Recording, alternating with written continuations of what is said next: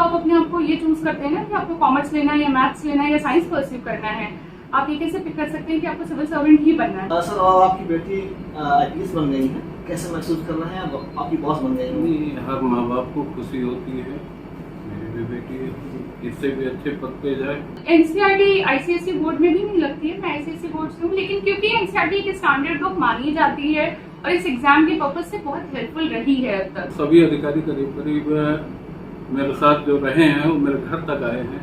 सब ये कहते थे कि रहमनबी तुम्हारी बेटी निकलेगी। नहीं सर, बहुत स्टार्टिंग से स्कूल टाइम से ये था कि सिविल सर्विसेज में ही जाना है। रिजल्ट जब आया है बेटी के बताने के पहले ही कई अधिकारियों ने मुझे फोन करके बताया जो रिजल्ट को देख रहे थे कि रहमनबी तुम्हारी बेटी का सिलेक्शन हो गया। यूपीएससी में राशिदा खातून ने एक बड़ी कामयाबी हासिल की है। आप मुस्लिम समाज से ताल्लुक रखती हैं। आमतौर पर ये माना जाता है कि मिथक है कि मुस्लिम समाज अपने बच्चियों को पढ़ाने से परहेज करते हैं, लेकिन राशिदा खातून जैसी तमाम लड़कियां इस मिथक को तोड़ रही हैं। बड़ी आपकी जर्नी थी? Sir, obviously, like everybody, I'm feeling very happy. I'm very content now कि अच्छा, you're making efforts, आप कोशिश कर रहे थे कुछ करने का, तो you've achieved it now. Journey sir मैंने स्टार्ट किया था 2019 में आफ्टर माई ग्रेजुएशन, तो इट्स ऑलमोस्ट 3 years नाउ, क्योंकि ये पेपर सर्कल 2022 का है, तो इट्स 3 years नाउ। क्या आपको शुरू से लगता था कि आप यूपीएससी में जाना है या कुछ और था बाद में आपने जाना है? नहीं सर, बहुत स्टार्टिंग से स्कूल टाइम से ये था कि सिविल सर्विसेज में ही जाना है। इवन ग्रेजुएशन भी उसको ही ध्यान में रख के परस्यू किया कि एडमिनिस्ट्रेशन और लीगल सिस्टम की थोड़ी नॉलेज हो जाएगी। तो मेरा ग्रेजुएशन लॉ में है, तो that also help me creating a base. UPSC clear करना खूब बड़ी कामयाबी मानी जाती है। आपने कैसे तैयारी की? क्या खास तरीका आपने अपनाया? सर खास तो ऐसे कुछ नहीं, जो सारे बच्चे एवरेज करते हैं, जो प्रेस्क्राइब्ड बुक्स हैं, सिलेबस है, ये एग्जाम है राइट, तो उसका एक सेट पैटर्न है कि ये सिलेबस है, इससे ये क्वेश्चंस आते हैं। अगर आप रिलीजियसली उसको ही फॉलो कर लें और जितना है प्रेस्क्राइब्ड वो कर लें, I think it can be cracked easily. Problem वहाँ पे आती है कि ये बहुत पेशेंस टेक करता है ये एग्जाम। 1 साल तो इसका एग्जाम साइकिल लंबा है, फिर प्रिपरेशन के लिए मिनिमम आपको 1 साल देना ही पड़ता है। तो उस टाइम पर अपने आप को कंसिस्टेंट बनाए रखना is the challenge, not clearing the exam. I feel माना जाता है कि 17-18 घंटे पढ़ना पड़ता है, क्या ये सच है? नहीं 17-18 घंटे तो एनी ह्यूमन है, कोई भी नहीं पढ़ सकता इतना। आई थिंक क्वालिटी मैटर करती है। अगर आप 4-5 घंटे भी पढ़े बट आप क्वालिटी पढ़ रहे हैं, that's more than enough. Quality की बात करें तो कैसी पढ़ाई होनी चाहिए? अगर हम एक टॉपिक लेते हैं तो उसको कंप्लीट करना चाहिए एक ही दिन में या उसके लिए ज़्यादा टाइम लेना चाहिए? सर सबकी अलग अलग स्ट्रैटेजी रहती है। कुछ लोग टॉपिक वाइज पढ़ते हैं, कुछ आवर्स के हिसाब से पढ़ते हैं कि दिन में इतने घंटे पढ़ने हैं, but I think topic wise ज़्यादा इफेक्टिव रहता है, क्योंकि आप एक दिन में फिर एक टॉपिक कंप्लीट कर लेते हैं तो उससे रिलेटेड जितना एस्पेक्ट है वो आपका कवर हो जाता है। तो उससे आपको भी ये सेटिस्फैक्शन रहता है कि अच्छा मेरा एक टॉपिक हो गया है, so you are done with that. So I think topic wise करना ज़्यादा बेटर होता है। आपकी 352 रैंक, क्या आप इससे मुतमईन है या आगे भी तैयारी करेंगे?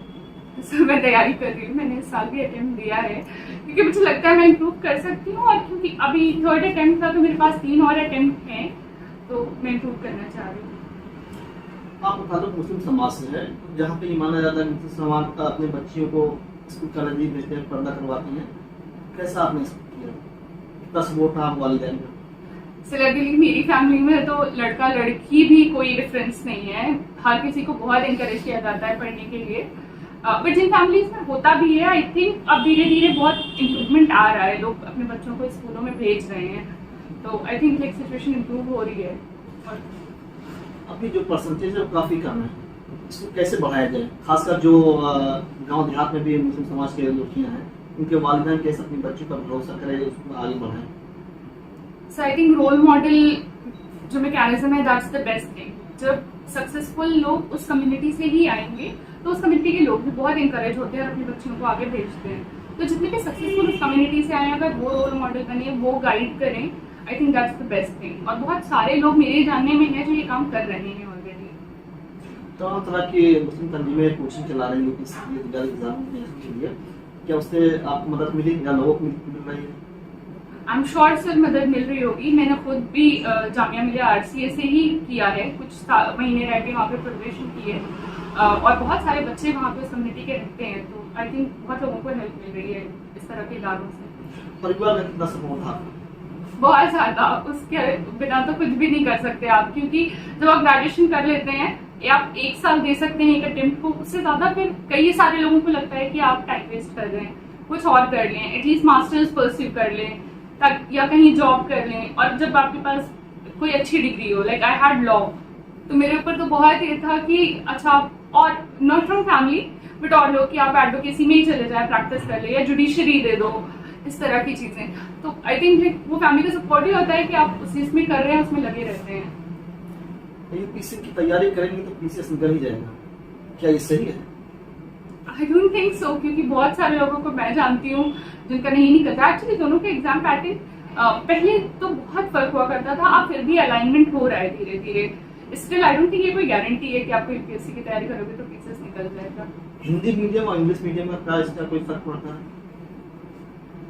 सर कुछ साल पहले तक तो बहुत फर्क पड़ता था, क्योंकि रिजल्ट्स जो दिखाते थे, क्योंकि कंटेंट अवेलेबल नहीं था, स्टडी मटेरियल अवेलेबल नहीं था। प्रॉब्लम ये नहीं थी कि कॉन्फिडेंस नहीं है बच्चों में या बच्चे नहीं कर सकते, फिर मटेरियल ही नहीं अवेलेबल था, टेस्ट सीरीज नहीं थी। अब बहुत सारे बड़े बड़े कोचिंग इंस्टीट्यूट्स, लाइक विजन जो बहुत पॉपुलर है, उसकी भी हिंदी में टेस्ट सीरीज आती है, मटेरियल आता है स्टडी, और वो रिजल्ट में भी आपको रिफ्लेक्ट हो रहा है। आपके टॉपर्स में हिंदी मीडियम के आ रहे हैं, टॉप 50 में, 20 में। तो आई थिंक अब इम्प्रूव हो रही है सिचुएशन। तो लोग कहते हैं यूट्यूब या सोशल मीडिया तमाम उस पर भी मटेरियल मौजूद रहता है, क्या उससे बच्चे तैयारी कर सकते हैं या उससे मदद कुछ ले सकते हैं? आई एम श्योर से ले सकते हैं, मैंने खुद भी किया है, क्योंकि मैंने और किसी कोचिंग इंस्टीट्यूट से नहीं किया है। तो इंटरनेट से आजकल के ज़माने में इट्स वेरी इंपॉर्टेंट, और हर तरह का कंटेंट अवेलेबल है, आपको पता होना चाहिए आपको कैसे यूज़ करना है। तो आई थिंक बहुत लोगों को हेल्प मिल रही है जो प्रॉपर कोचिंग इंस्टीट्यूट अफोर्ड नहीं कर पा रहे हैं, इंटरनेट उनके लिए हेल्पफुल आ रहा है। अगर आपके बैकग्राउंड की बात की जाए तो आपकी वालिदाइन क्या करते हैं, भाई क्या करते हैं? तो मेरे फादर यूपी पुलिस में है, सब इंस्पेक्टर पद पर हैं, और मेरी मदर गृहिणी है, शी इज हाउस मेकर। उसके अलावा मेरे 2 भाई हैं, एक बड़े हैं, इज अकाउंटेंट, एक छोटे हैं वो भी पढ़ ही रहे हैं और सीए की स्टडी कर रहे हैं। एक हमारे समाज में ये मिथक है, एक सोच फैला दी गई है कि आपको नौकरी नहीं मिलेगी। लेकिन मसला ये आता है, जब हम पढ़ाई करेंगे नहीं या वहाँ पर एग्जामिनेशन देंगे, अप्लाई करेंगे नहीं, तो नौकरी कैसे मिलेगी? इसे कैसे खत्म किया जाए या इसको कैसे तोड़ा जा सकता है? आई थिंक सर ये कुछ लोग ही आगे बढ़ेंगे जो उस मिथ को तोड़ेंगे, क्योंकि जब तक आप एफर्ट नहीं दिखाएंगे, जब तक आप दिखाएंगे ही कि हाँ मिलेगी नौकरी, आप पढ़ें, कैसे नहीं मिलेगी, नौकरियां हैं ही, वैकेंसी। जब कोई भी गवर्नमेंट स्कीम इस तरह का एग्जाम कंडक्ट करवाती है तो वैकेंसी होती है, इसलिए करवाती है, और उन्हें बच्चों को लेना है। तो आई थिंक थोड़ा सा एफर्ट करें, आप एग्जाम क्रैक करें, ऑब्वियसली मिलेगी जॉब। आजकल इंटर के बाद ही बच्चे ये सोचते हैं, मतलब टीचर भी कहते हैं या माँ बाप चाहते हैं कि हमारे बच्चे यूपीएससी या पीसीएस की तैयारी शुरू करें। तो वो जो लड़के हैं या लड़कियां हैं जो इंटर कर चुके हैं, वो कैसे तैयारी करें? सर एक तो मैं खुद पर्सनली इस पैटर्न को बहुत ज्यादा अग्री नहीं करती मैं इससे कि 10th क्लास के बच्चे को आप यूपीएससी प्रिपरेशन में डाल दें, क्योंकि वो एज होती है अपने आप को एक्सप्लोर करने की। 11th में तो आप अपने आप को ये चूज करते हैं ना कि आपको कॉमर्स लेना है या मैथ्स लेना है या साइंस परस्यू करना है।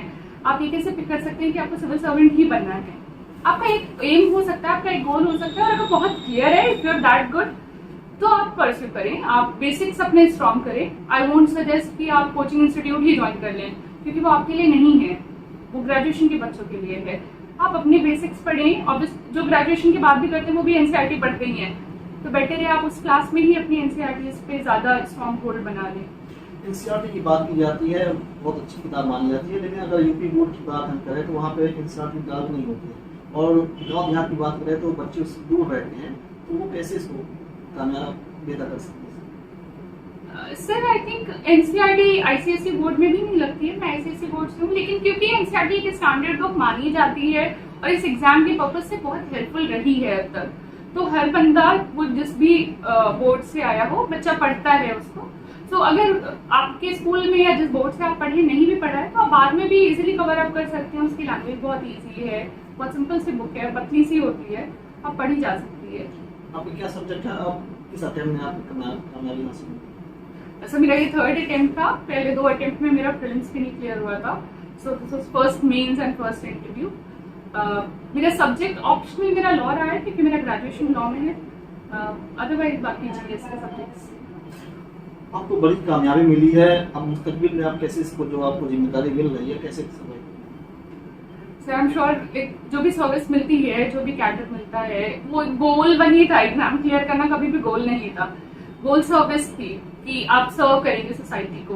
तो जो भी पोस्ट मिलती है आई ट्राई माई बेस्ट कि उसके हिसाब से जो भी मेरी पावर पोजीशन होती है उसमें जिस तरह से मैं सर्व कर सकती हूँ आई डू। एक वालिद के लिए इससे बड़ी खुशी की क्या बात है कि उनकी बेटी जो है उनसे उनकी बॉस बन के आएंगे। मैं कांस्टेबल के पद पे पुलिस विभाग में भर्ती हुआ था। सर और आपकी बेटी IPS बन गई है, कैसे महसूस कर रहे हैं? अब आपकी बॉस बन गई है। नहीं, हर माँ बाप को खुशी होती है मेरी भी बेटी इससे भी अच्छे पद पे जाए, खुशी। अभी आप कहाँ पोस्टेड हैं? मैं इस समय उन्नाव SP ऑफिस में पोस्ट हूँ। आपने कितनी मेहनत की अपनी बेटी के लिए? देखिए, इसमें देखा जाए तो मेहनत तो बेटी की है, मेरी कोई मेहनत नहीं। नहीं, वालिदैन की कोई एक सपोर्ट तो होता ही है। वालिदैन का यही होता है कि अपने बच्चों को उत्साहित करता रहे, उनका मनोबल ना गिरने दे। इससे ज़्यादा माँ बाप कुछ कर नहीं सकते हैं बच्चों के लिए। जब आपको पहली मरतबा फ़ोन पे कहीं मैसेज जरिए फ़ोन खबर मिली, कैसा महसूस हुआ आपको कि आपकी बेटी IPS बन गई? मैं तो पहले से ही श्योर था कि बेटी को होना है बस, और वो निकालेगी। इस संबंध में मेरे कई अधिकारियों से मेरी बात भी हुई थी। IPS अधिकारियों के बीच में करीब मैं 17-18 साल से रहता हूँ और सभी अधिकारी करीब करीब मेरे साथ जो रहे हैं वो मेरे घर तक आए हैं। सब ये कहते थे कि रहम नबी तुम्हारी बेटी निकलेगी, बस देरी इस बात की है कि वो एग्ज़ाम आए और तैयारी कर ले।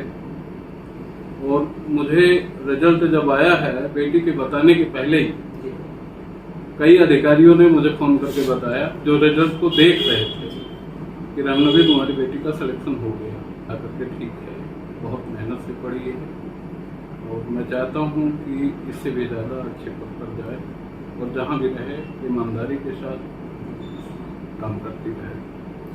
आप एक वालिद हैं, आपकी बेटी कामयाब माशाल्लाह हो गई हैं, तमाम और वालिदैन हैं जिनकी बेटियाँ पढ़ रही हैं, उनके लिए क्या पैगाम देती हैं? मैं अल्लाह ताला से ये दुआ करता हूँ कि हर वालिदैन को ये खुशी हो जो आज मुझे हुई है, और हर वालिदैन को चाहिए भी कि अपने बच्चों को आगे बढ़ने के लिए मनोबल उनका बढ़ाए। जो थोड़ा बहुत समाज की कुरीतियों को देखते हुए ये सोचते हैं कि लड़की है इसको कॉलेज ना भेजा जाए, ऐसा नहीं सोचना चाहिए, भेजना चाहिए। और जब वो मेहनत करेगी तो कामयाबी मिलेगी उसे। मिल्लत टाइम्स को आपकी ज़रूरत है, हमारी आप माली मदद करें।